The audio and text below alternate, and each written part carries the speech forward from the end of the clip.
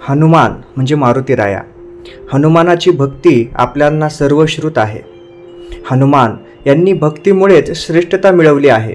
त्यांच्याकडे असलेली अफाट ताकद हे त्यांचे प्रेरणास्थान आपल्याला म्हणून उपयोगाला येतं. अशाच हनुमानाची कीर्ती वर्णताना संत तुकाराम महाराजांनी देखील अभंग रचना केली आहे. असे हे आपले हनुमान आपल्या सर्वांच्या पाठीशी संकट काळामध्ये नेहमीच असतात. जेव्हा एखादं मोठं संकट येतं त्यावेळेस आपल्याला हनुमानांची आठवण नक्कीच झाल्याशिवाय राहत नाही. संत तुकाराम महाराज देखील त्यांच्या भक्तीचे वर्णन करताना अभंग रचतात आणि अभंगात काय सांगतात? केली सीताशुद्धी मूळ रामायणा आधी, ऐसा प्रतापी गहन सकळ भक्तांचे भूषण, जाऊनी पाताळ केली देवीची अवकळा, राम लक्ष्मण नेले आणिले चोरून, जोडून या कर उभा सन्मुख समोर, तुका म्हणे जपे वायुसुता जाती पापे. इतक्या छान शब्दांमध्ये वर्णन करून हनुमानाची कीर्ती कशी मोठी आहे आणि भक्ती करताना हनुमानासारखी भक्ती आपल्याला सुद्धा करता यावी, जेणेकरून रामासारखे देव देखील आपल्याला प्रसन्न होतील. हनुमान म्हणजे श्री रामांच्या गळ्याचे ताईत होते. रामायणाची कल्पना हनुमानांशिवाय पूर्ण देखील करता येऊ शकत नाही.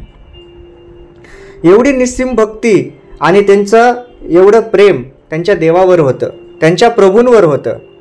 आणि भक्तीचा विजय हा नेहमीच होत असतो, कारण ती भक्ती शुद्ध असते. काय सांगतात संत तुकाराम महाराज हनुमानाबद्दल? तर केली सीता शुद्धी मूळ रामायणा आधी. मूळ रामायण सुरू होण्याच्या अगोदरच रामाने जेव्हा सीतेचा शोध घ्यायला सांगितला तेव्हा हनुमानाने सीतेला शोधलं होतं. ऐसा प्रतापी गहन सकळ भक्तांची भूषण, असा हा पराक्रमी हनुमान, असा हा पराक्रमी योद्धा मारुतीराया हा सर्व भक्तांची भूषण आहे.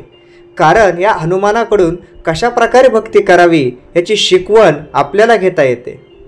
हनुमानांची भक्ती खूप मोठी आहे. भक्तांमध्ये श्रेष्ठ असे हनुमान देखील आहेत. पुढे जाऊन संत तुकाराम महाराज हनुमानाविषयी काय सांगतात? जाऊनी पाताळ केली देवीची अवकळा, म्हणजे पाताळात जाऊन त्यांनी राक्षसांच्या देवीची अवकळा केली होती. त्यांना सळो की पळो करून सोडलं होतं. अशा प्रकारे त्यांचा पराक्रम ते गाजवून आलेले होते. राम लक्ष्मण नेले आणिले चोरून. रामायणामध्ये जेव्हा अहिरावण आणि महिरावण यांनी राम आणि लक्ष्मणाला चोरून नेलं होतं त्यावेळेस त्यांना शोधून आणण्याचं काम हे रामांसाठी हनुमानानेच केलेलं होतं. त्यांना त्यांनी शोधून आणलं होतं. त्याच्यानंतर त्यांची महती सांगताना काय म्हणतात? जोडून या कर उभा सन्मुख समोर. असा हा भक्तीमध्ये श्रेष्ठ असलेला हनुमान आपल्या हात जोडून नमस्कार करून प्रभू श्री रामांच्या समोर उभा आहे. कारण हनुमान भक्तीसाठी श्री रामाला खूप प्रिय आहे. रामाचा लाडका हा भक्त हनुमान आहे. शेवटी संत तुकाराम महाराज काय सांगतात? तुका म्हणे जपे वायुसुता जाती पापे.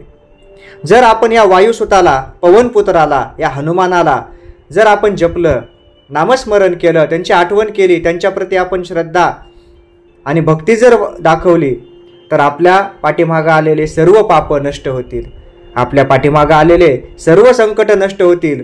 कितीही अडचणी येऊ द्या, एकदा नामस्मरण जर मनामधून हनुमानाचं घेतलं, आपल्या आत्मचिंतनातून हनुमानाला जर आठवलं तर प्रत्येक आलेलं अडचण, प्रत्येक आलेलं संकट हे आपल्याला फार छोटं वाटेल. कारण या संकटांवर मात कशी करायची याची एक उजाग्र शिकवण हनुमानानं आपल्याला दिली. त्यामुळे भक्तीमधलं एक श्रेष्ठ उदाहरण संत तुकाराम महाराजांनी देखील जे सांगितलं आहे ते म्हणजे श्री हनुमंतरायाचं. जय जय रामकृष्ण हरी. जय श्रीराम.